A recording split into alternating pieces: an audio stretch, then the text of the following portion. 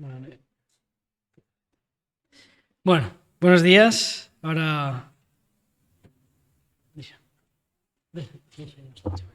Bueno, vamos a seguir con este micro, que ya funciona bien.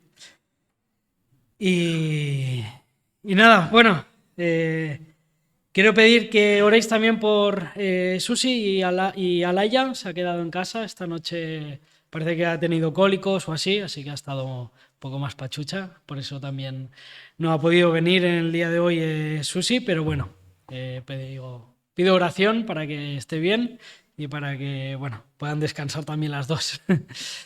Bueno, hoy quería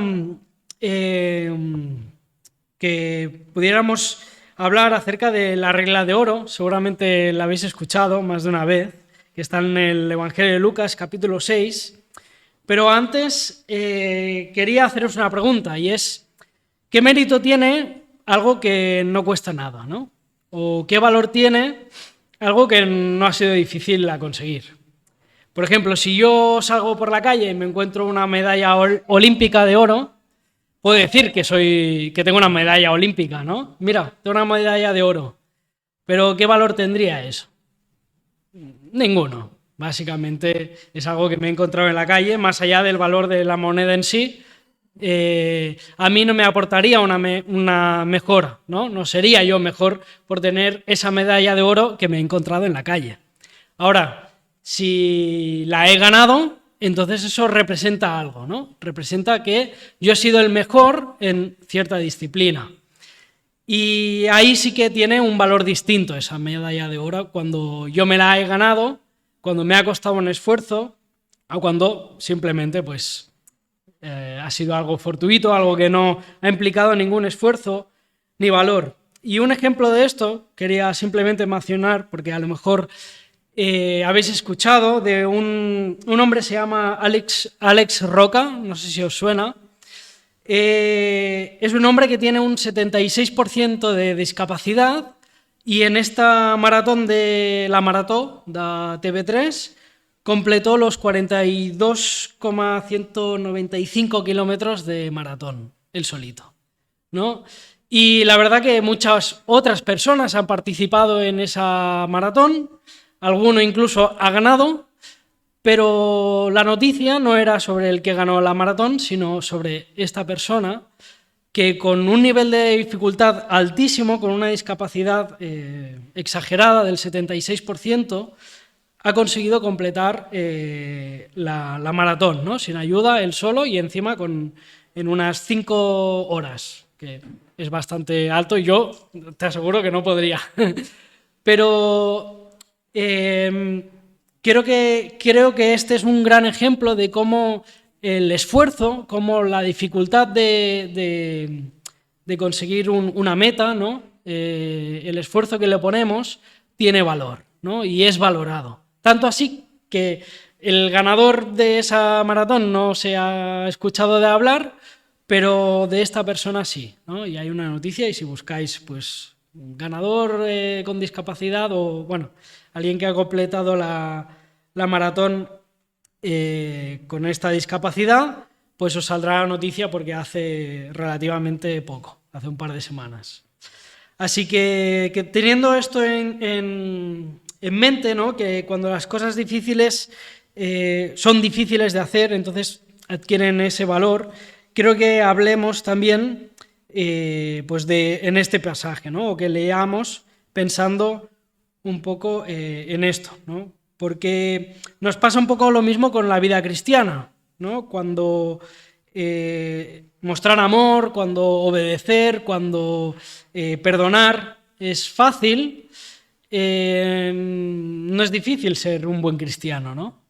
Pero se demuestra realmente pues ese amor y esa obediencia y ese perdón pues cuando es difícil, ¿no? Cuando cuesta, porque ahí adquiere valor ese amor, adquiere valor esa obediencia, y adquiere valor también pues el perdón o cualquier otro aspecto cristiano que podamos ejercer.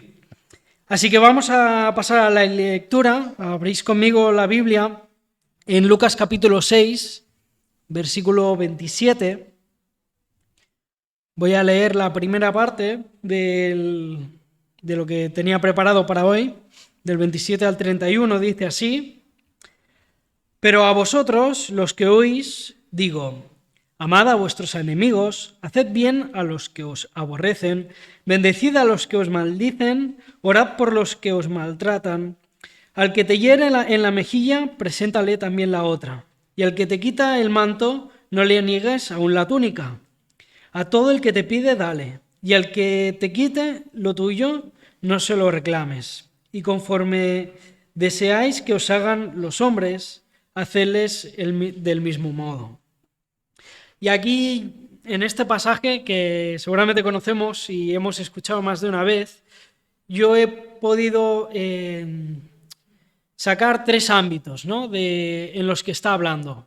El primero podría ser en el ámbito emocional, ¿no? Tenemos que bendecir y orar a aquellos que nos hacen mal, a aquellos que nos han ofendido emocionalmente, tal vez han hablado mal de nosotros, tal vez aquí dice maldicen o os maltratan, ¿no? Hablando de pues alguien que a lo mejor nos ha difamado, ¿no?, ha murmurado acerca de nosotros, y Dios nos pide que a ese oremos y le bendigamos, ¿no? Que no pagamos con mal, no buscamos la venganza que saldría naturalmente de nuestro corazón, de que él ha hecho mal de mí, pues yo le voy a sacar todos los trapos sucios que tenga, ¿no?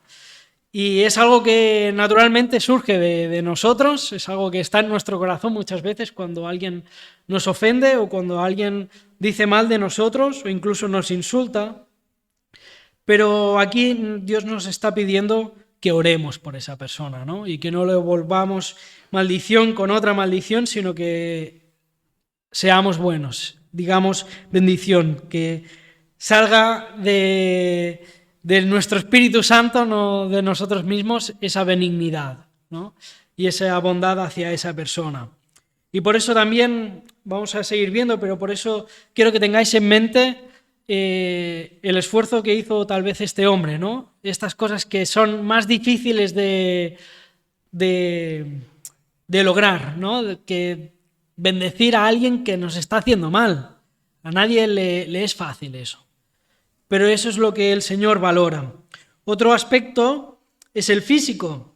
Lo leemos en el 29, dice: al que te hiere en la mejilla, preséntale también la otra, y al que te quita el manto, no le niegues aún la túnica. Bueno, esta segunda parte se me ha colado, es como la división de los versículos no es exacta con la división que he hecho en estos aspectos, pues no congenia, pero dice: al que te hiere en la mejilla, preséntale también la otra. Y a veces tenemos que interpretar bien este pasaje, porque podríamos presentar la otra mejilla como un hecho burlesco, ¿no? Como me has pegado aquí, no lo he sentido, dame la otra, a ver si noto algo. Y no es el aspecto ni la intención de Cristo hacia este acto de violencia hacia nosotros. Este acto de presentar la otra mejilla es un acto de pacifismo, ¿no? Es un acto de no querer devolver lo que te han dado a ti. Y a eso es exactamente a lo que se está refiriendo, ¿no? Ante la violencia, ante alguien que quiere hacerte daño físicamente, tú sé pacífico, ¿no? No devuelvas esa violencia con más violencia, sino muéstrate pacífico, muéstrate a alguien que no busca el daño físico de la otra persona como modo para defenderse, ¿no? Y por último, como leía también, y el siguiente versículo dice: y al que te quita el manto, no le niegues también la túnica, y todo aquel que te pide, dale, y al que te quite lo tuyo, no se lo reclames. Y aquí hablamos del ámbito material, ¿no? Otra vez, que nos pueden ofender o que nos pueden quitar de lo que tenemos. Hay que tener en cuenta, sobre todo, en esa época era muy común dejar préstamos, ¿no? Prestar para que una persona pudiera tal vez comprar ropa, poder comprar comida.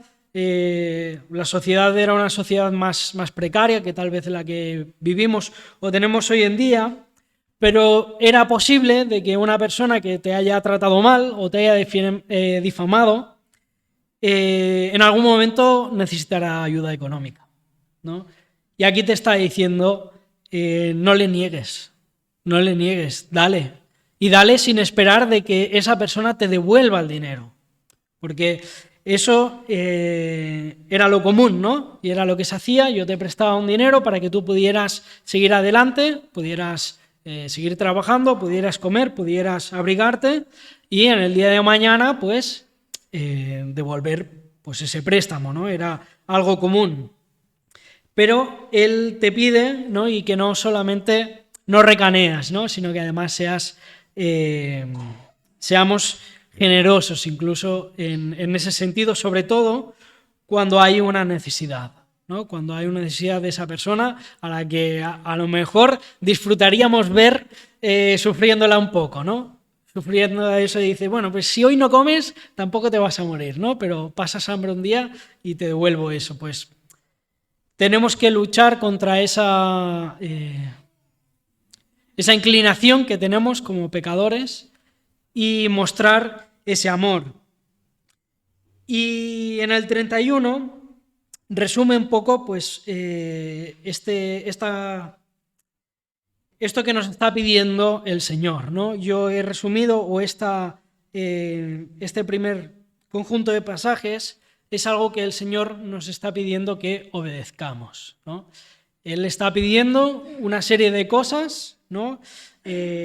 Amar, bendecir a los que nos maldicen, no devolver violencia por violencia y ser generosos con las personas que no lo son con nosotros, y eso nos lo está pidiendo para que lo obedezcamos, ¿no? Y esa es la obediencia. Y es la obediencia difícil, es la obediencia que cuesta, es la obediencia que no nos sale naturalmente, pero es la obediencia que tiene valor. Dice en el 31, resumiendo un poco eso, conforme deseáis que os hagan los hombres, a vosotros mismos, algunas versiones también sigue, hacedles vosotros del mismo modo a ellos, ¿no? Como te gustaría que te trataran a ti, personalmente, eso mismo, haz tú a los demás. Hoy en día, la ley que rige este mundo o la sociedad o que sostiene que seas una persona decente es que no hagas al otro lo que no te gustaría que te hicieran a ti. Es lo que enseñamos, es lo que muchas veces pensamos y es lo que en esta sociedad en la que vivimos, secular, es su pensamiento más natural, ¿no? O sea, si yo no me gusta que me peguen, pues yo no voy a pegar al otro. Y aquí, y con esto, pues nos mantenemos todos en una relación mínima y justa, ¿no? Para llevarnos pues más o menos bien. Pero el Señor no nos está pidiendo eso. El Señor está pidiendo que vayas un paso más, ¿no? No es no hagas al otro lo que no te gustaría que te hicieran a ti, no es una acción pasiva, ¿no? No hago nada. Sino que Dios te pide que tú tomes una acción activa, ¿no? Que tú hagas al otro lo que te gustaría que te hicieran a ti, porque ahí es donde tú marcas una diferencia.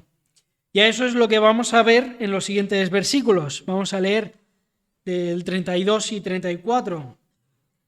Dice así: si pues amáis a los que os aman, ¿qué clase de gracia, algunos traducen, qué mérito tenéis o qué gracia es la vuestra? Porque los pecadores también aman a los que aman ellos.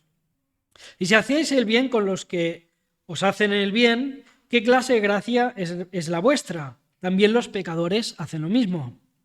Y si prestáis a aquellos a quienes esperáis recibir, ¿qué clase de gracia es la vuestra? También los pecadores prestan a los otros pecadores o a otros pecadores para recibir un monto igual. Y aquí está lo que yo voy a resumir como la lección, ¿no? Hemos visto, el primero era la obediencia, ahora vamos a ver la lección que también menciona los tres aspectos, tanto el emocional, el físico y el material. Pero quiero destacar en estos tres pasajes dos frases que se repiten en cada uno de los versículos. La primera es, ¿qué clase de gracia o mérito es el vuestro? Y se repite 3 veces porque aquí es el centro de lo que el Señor Jesús nos quiere enseñar. Quiso enseñar pues, a las personas a las que iba dirigido este mensaje y quedó grabado aquí también pues, para nosotros mismos, ¿no? ¿Qué clase de gracia tiene? ¿Qué clase de mérito? ¿Qué esfuerzo supone hablar bien o perdonar o dar o ser pacífico con alguien que es bueno para nosotros? O sea, si tú me tratas bien, ¿qué mérito tiene que yo también te trate bien a ti? Me refiero a qué dificultad tiene. A nadie le es difícil dar gracias cuando le regalan algo. Es casi lo mínimo, ¿no? Podríamos decir. Pero esa es la reflexión a la que el Señor nos quiere llevar en el día de hoy, ¿no?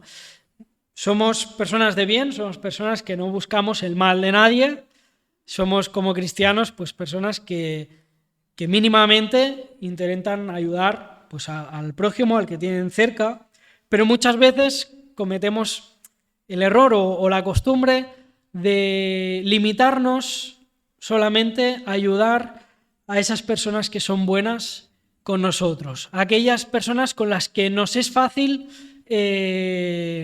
pues prestar una ayuda, a la que nos es fácil perdonar, porque sabemos que tal vez lo ha hecho sin querer.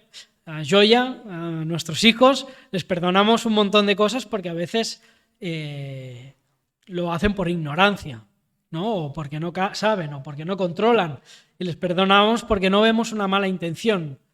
Pero cuando un adulto, una persona mayor, una persona que sabemos que lo ha hecho adrede, que lo ha hecho con ganas de pincharnos, que ha hecho con intención de hacernos mal, entonces perdonar se hace una montaña y se hace algo difícil y se hace algo que no sale naturalmente.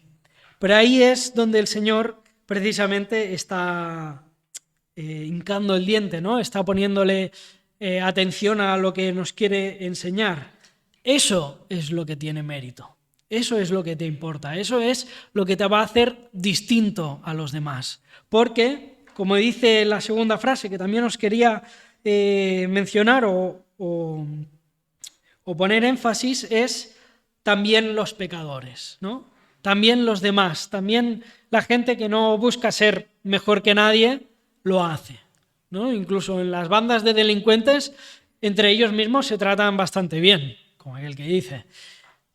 Siempre hay alguno que se pasa, pero fuera de hablando de gente de mal, la propia gente que no conoce a Dios, que no tiene el Espíritu Santo, que no tiene este perdón que nosotros hemos recibido de los pecados, sí que hace lo mismo. Y ese es el actuar natural de cualquier persona que busque estar bien socialmente. Y es, pues eso, hacer bien a los que le hacen bien y ayudar a los que también lo ayudarían a él. Y eso no marca ninguna diferencia, ¿no? De un cristiano. ¿Qué diríamos de un cristiano que hace lo mismo que hacen los demás, aún en las cosas buenas? Nos quedaríamos pues, al mismo nivel, ¿no? No marcaríamos esa diferencia. Y me hace gracia porque el Señor lo sabe, ¿no? El Señor conoce bien a los corazones y conoce bien el actuar de las personas, y por eso 3 veces, una vez más, dice, también los pecadores hacen lo mismo, ¿no?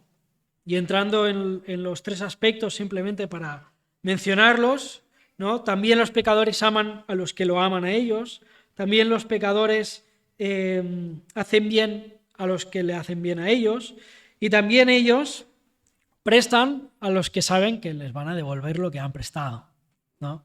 Y tal vez ese es un pensamiento muy lógico, muy normal, como voy a prestar a alguien que sé que es un mindundi, como esos dicen, ¿no? Que además tiene otras deudas.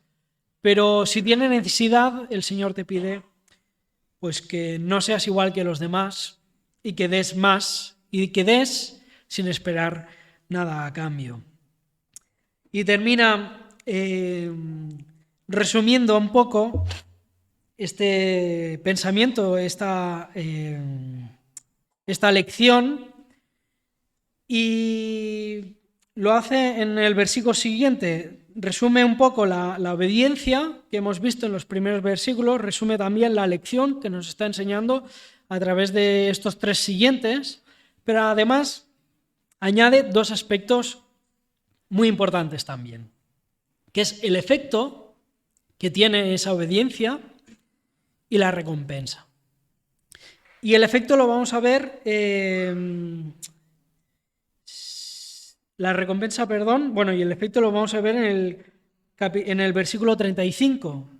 Dice así, resumiendo un poco la idea: amad pues a vuestros enemigos, haced bien y prestad, no esperando algo, y dice aquí, vuestro galardón será grande y seréis hijos del Altísimo, porque Él es bondadoso hacia los ingratos y malvados. Y vemos, pues, primero la recompensa, ¿no? Después de este resumen, y dice algo sencillo, ¿no? Será grande. Será grande. Y cuando es el Señor el que dice que será grande, es que será grande. Será grande. Y es que es algo real, es algo que podemos ver con el esfuerzo de este hombre que hemos visto al principio de la lección como introducción.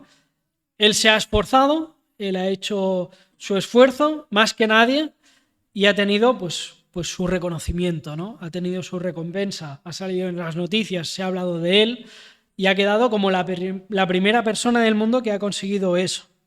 Pues cuanto más el Señor, cuando hacemos estas cosas que nos cuestan, estas cosas que son difíciles, pero estas cosas que tienen valor, va a saber recompensarnos, ¿no? Y va a saber darnos conforme pues, a nuestro esfuerzo y a nuestro amor para con los que cuesta amar. Añadiendo un poco a este galardón, ¿no? A este premio, me viene a la cabeza el pasaje que dice que pongamos nuestra mira en las cosas de arriba, ¿no? No en la de las tierras, porque nuestro galardón o nuestras cosas, nuestro beneficio, nuestra recompensa no está aquí en la tierra, ¿no? Está en los cielos. Entonces, cuando tengas que prestar dinero a alguien que lo necesita, no esperes tener una recompensa aquí en la tierra, porque ten por seguro que la tendrás en el cielo. Y por último, o por siguiente, es el efecto que eso causa. Y el efecto dice, y seréis hijo del Altísimo. Y luego aclara un poco, ¿no? ¿Qué significa esto, ser hijos del Altísimo? Pensad que en ese momento no se había hablado de la adopción, como la conocemos ahora, de que somos hijos de Dios porque en Cristo somos adoptados. Pero aquí está mencionando igual esto, ¿no? Que seremos hijos del Altísimo. ¿Y por qué? Y lo aclara un poco y dice, porque Él es bondadoso a los ingratos y malvados. No sé si os habéis dado cuenta, pero muchas veces el que es malo no le cae un rayo encima y lo fulmina el Señor, ni se le quema la casa de una forma inexplicable, por así decirlo, sino que parece que le va bien, ¿no? Y el Señor permite que le vaya bien.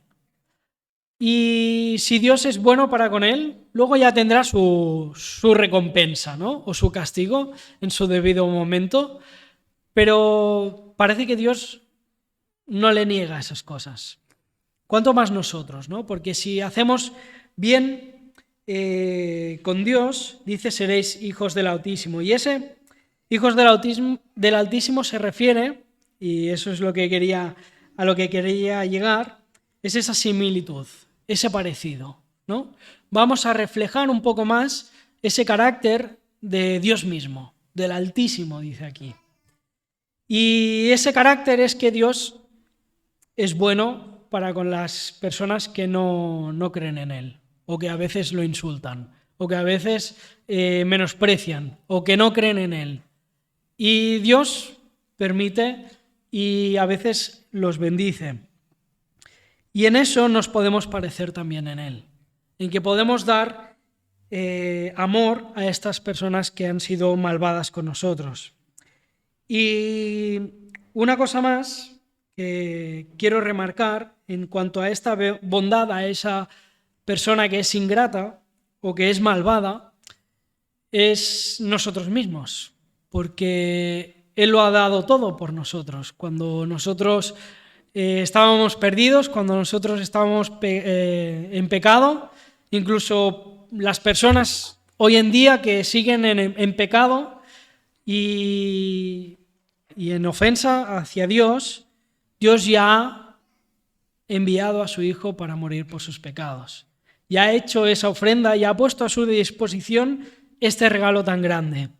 Y no porque fueran buenos con Él, no porque nosotros hayamos amado al Señor primero, ¿no?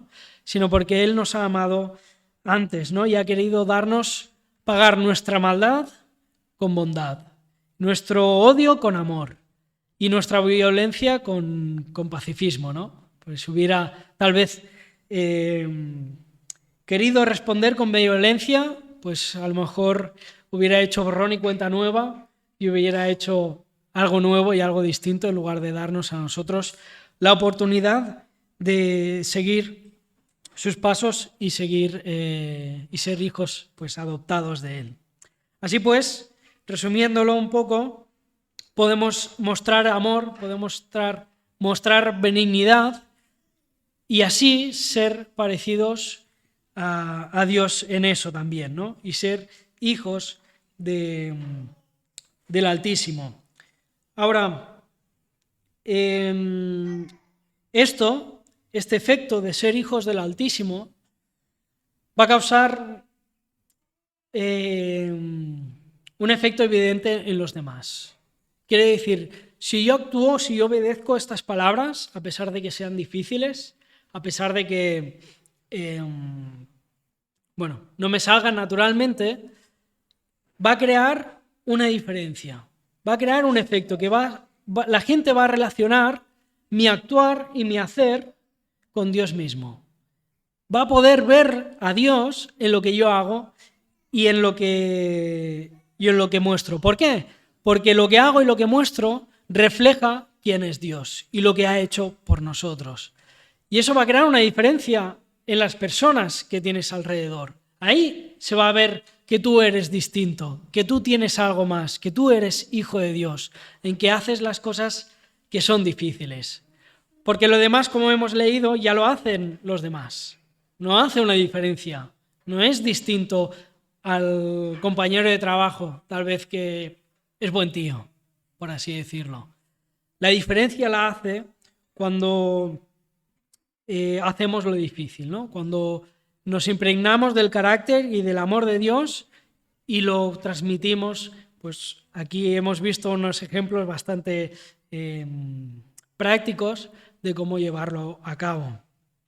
Y en el último versículo resume también esta idea, dice: haceos compasivos como vuestro Padre es compasivos. Y me recuerda a 1 de Pedro, capítulo 1, versículo 16, que dice: sed santos porque yo soy santo, ¿no? Sed compasivos, aquí nos está diciendo, porque yo soy compasivo.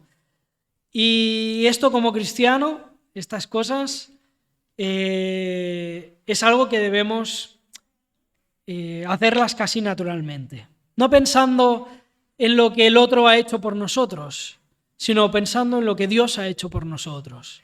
Quiere decir, no voy a ser bueno contigo porque tú seas bueno conmigo, ¿no? O sea, no voy a ser bueno contigo porque tú me has insultado. Voy a ser bueno contigo porque Dios ha sido bueno conmigo.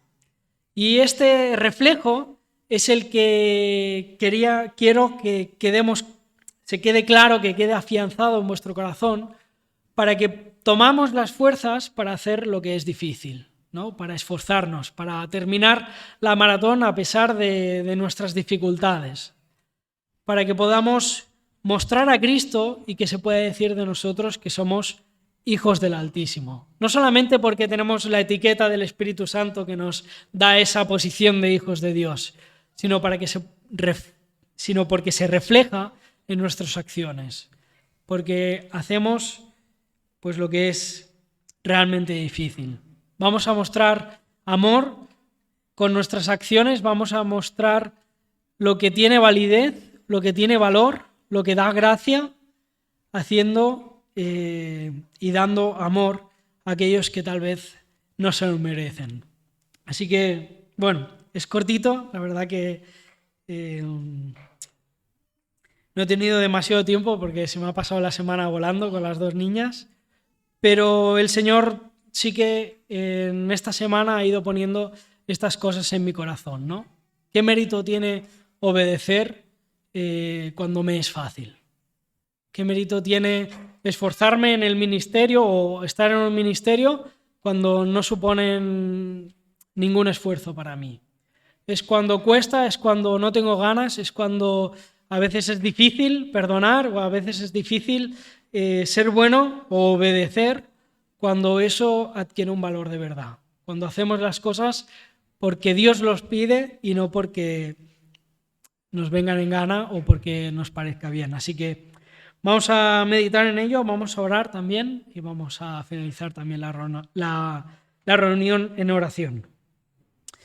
Dios y Padre, te damos muchas gracias por tu amor, por tu bondad, Señor, porque tú nos has mostrado el ejemplo más grande al que podemos seguir, al que podemos imitar. Tú no has escatimado nada, Señor, tú lo has entregado todo y no esperabas nada a cambio, Señor. Tú entregaste a tu Hijo para morir por personas que sabes que tal vez pues nunca se volverán a ti, Señor, nunca reconocerán el sacrificio que tú hiciste por ellos, pero aún así lo hiciste, Señor. Aún así enviaste a tu Hijo y nos diste una bendición tan grande, Padre. Ayúdanos a ser reflejos de ese amor, de esa bendición, de esa obediencia que también vemos en Jesús, una obediencia que cuesta, Señor, pero una obediencia que tiene valor y una obediencia que tiene recompensa, Padre. Guárdanos en la semana, Señor, guárdanos en este tiempo, Señor, en las oportunidades que tengamos para evangelizar y para hablar a otros de ti, que podamos reflejar tu amor, Señor, que podamos reflejarnos como hijos tuyos también en esta semana y en el resto de nuestras vidas, Padre. Bendícenos, guarda a cada uno de los que está aquí, toca tú el corazón, Señor, para que estas palabras puedan mostrar un cambio. Y guárdanos también en el resto del día, Padre. En el nombre de tu Hijo amado, te damos gracias. Amén.